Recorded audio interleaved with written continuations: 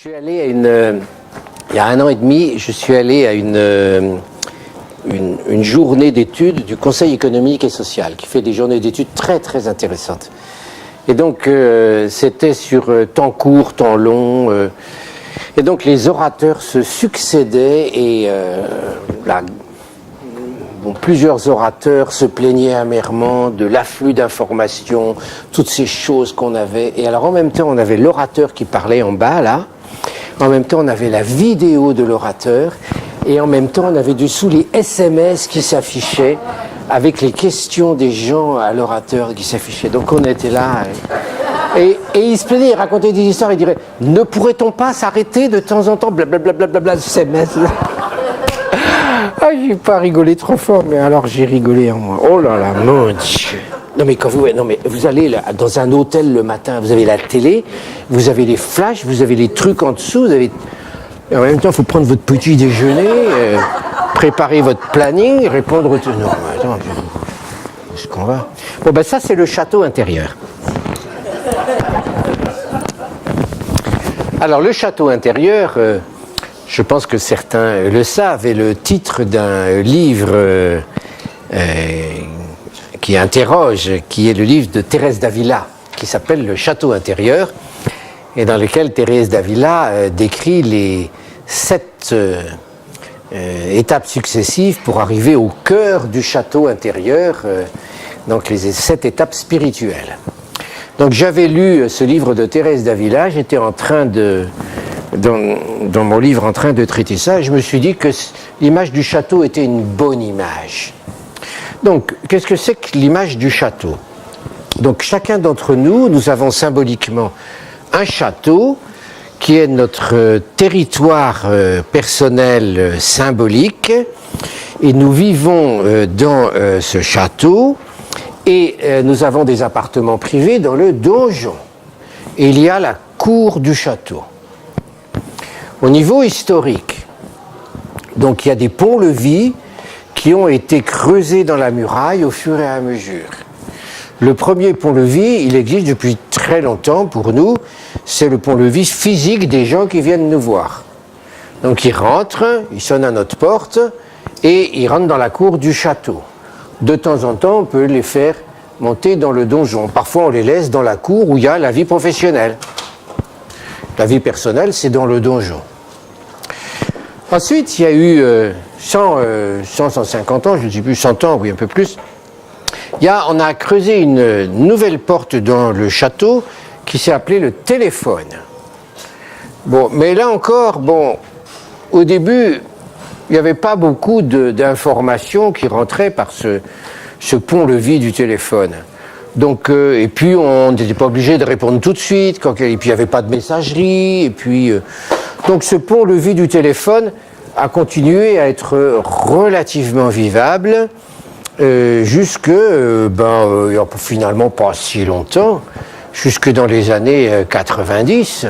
Ah, puis il y avait encore une autre porte, un autre pont-levis, il y avait celui du courrier aussi. Bon, celui-là, il existe toujours, du courrier papier, hein. Donc on continue à recevoir un peu de courrier papier. Ça fait combien de temps que vous avez pas reçu une lettre manuscrite? Enfin, il y a eu les vœux, mais une longue lettre manuscrite. Et vous en avez écrit. Vous en écrivez des lettres manuscrites? Il y a 20 ans, 30 ans, on écrivait. C'est fini. Donc le pont-levis du courrier, des personnes, du téléphone, et puis, vers les années 95, un pont-levis qui a été ouvert, qu'il a fallu agrandir et agrandir et agrandir, tellement il devenait important, c'est celui d'Internet.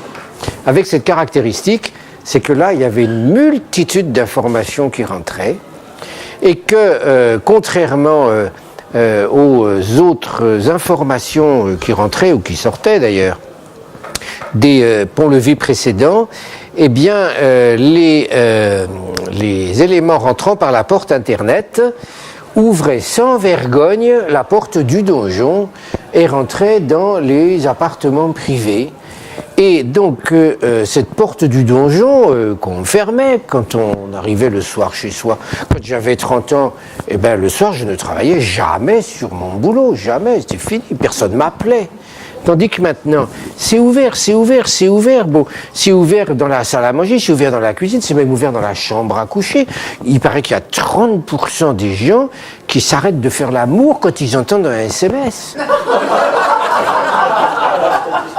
Je ne sais pas si c'est vrai, mais c'est tout de même fou. C'est tout de même fou. Bon, donc, une espèce de confusion des genres. Et, donc, alors, ce qui se passe, c'est que dans les bouquins de gestion du temps et autres, quand on donne des conseils, parce que c'est facile de donner des conseils en matière de temps. Dans mon bouquin, je pourfends les donneurs de conseils et j'en donne. Bon, c'est contradictoire, mais tout de même, c'est très facile de dire, vous avez qu'à éteindre vos portables, vous avez... Non, mais attends, c'est pas si facile que ça. Alors, c'est pas si facile que ça. Pourquoi ? J'ai vraiment cherché pourquoi.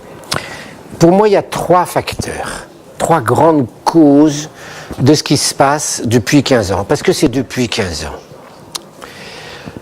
La première grande cause de ce qui se passe en matière de temps à notre époque, c'est, faut pas avoir peur des mots, c'est le système libéral. C'est notre système libéral capitaliste qui, par essence, génère de la vitesse. Puisque, de la vitesse, puisque plus on produit, plus on vend, plus on peut vendre, donc plus on gagne. Et pour ça, il faut aller vite. Alors ça date pas d'il y a 15 ans, hein. Ça date du début de l'époque industrielle où on s'est mis à aller vite avec le travail à la chaîne. Mais il est vrai que depuis 15 ans, avec le développement des moyens de communication Internet, c'est vrai que c'est devenu une vraie frénésie. Donc notre système libéral génère de la vitesse. Et c'est pas facile d'aller contre un système. C'est très très difficile d'aller contre un système. Ça, c'est la première grande cause, je pourrais dire externe à nous, et contre laquelle, on va essayer de lutter en composant, parce que on ne peut pas faire autrement que de composer un peu. La deuxième grande cause de ce qui arrive au temps de notre époque, c'est l'idéologie de réalisation de soi. Donc quelque chose qui nous est commun à tous ici. C'est-à-dire, nous baignons dedans. Nous sommes même parfois les chantres. Quand vous allez sur Internet, vous allez sur les sites où il est question du coaching, il y a les 95% des articles, c'est pas le coaching, c'est la réalisation de soi. Et vous-même ici, je dis pas que c'est mal, hein. Vous-même ici, vous allez voir, je crois, la prochaine fois, votre prochain DIC, c'est aussi de la réalisation de soi. Alors ça fait partie de notre métier. Mais on est dans cette branche, dans ce mouvement issu de la psychologie humaniste qui correspond à une certaine idéologie où, non pas plus en on fait, c'est mieux, ça c'est pour le système libéral, mais plus on est au niveau de l'être, et mieux c'est. Il y a donc une pression pour être plus. Et cette pression nous empêche d'accepter notre finitude, notre condition humaine, nos limites, l'impossibilité de tout faire. Et parce que le drame, on a un week-end, le drame, on n'a rien à faire, alors on se dit, je vais aller faire un stage de yoga.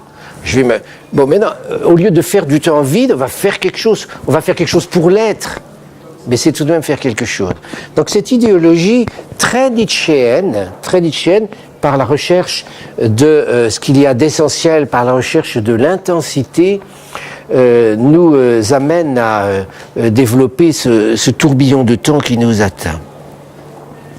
Donc nous avons ces portes, ce château intérieur, ce pont-levis, et on va essayer de ici le gérer au mieux, mais c'est vrai que c'est très difficile. La troisième cause, c'est les croyances. Je la traiterai juste après. Alors, dans mon livre, je n'ai pas trouvé de solution miracle. Moi, je pense qu'il faut composer. C'est vrai qu'il faut se ménager des oasis de tranquillité. Bon, tout ça, c'est du bon sens. C'est vrai qu'on a intérêt à fermer la porte de son donjon en bas. C'est vrai qu'on a intérêt à se rendre compte que non seulement les gens rentrent dans notre château intérieur, mais que nous, on n'arrête pas d'envoyer aussi des personnes, des messages dans les châteaux intérieure des autres. Je n'ai pas de solution magique pour cet aspect des choses. Voilà pour le château intérieur.